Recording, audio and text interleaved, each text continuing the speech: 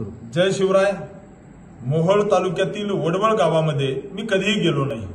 मोहोळ तालुक्यातील वडवळ गावातील बांधवांनी मला कधी विरोध केला नाही, माझी कुठली तक्रार नाही।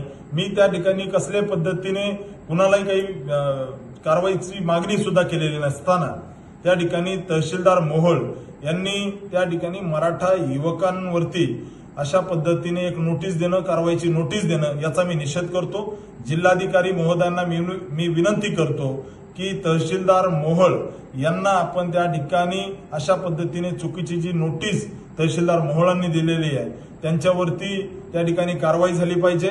मी मराठा समाजाच्या भावनेचा आदर करतो। मराठा समाजासोबत मी उभं राहिलेलो कार्यकर्ता आहे। मराठा समाजासाठी मी विधानसभेमध्ये आवाज उठवलेला कार्यकर्ता आहे आणि भविष्यात सुद्धा खासदार म्हणून मराठा समाजाला आरक्षण भेटलं पाहिजे, टिकणारं आरक्षण भेटलं पाहिजे याच्यासाठी निश्चित मी मराठा बांधवांच्या सोबत आहे। त्यामुळे मी कलेक्टर महोदयांना, जिल्हाधिकारी महोदयांना विनंती करतो की अशा पद्धतीने चुकीची जी कारवाईची नोटीस तहसीलदार महोदयांनी दिलेली आहे त्या तहसीलदार महोदयांना तात्काळ त्या कारणे दाखवा नोटीस द्यावी आणि ही नोटीस जी तहसीलदार मोहोळ यांनी दिलेली आहे ती नोटीस तात्काळ मागे घ्यावी।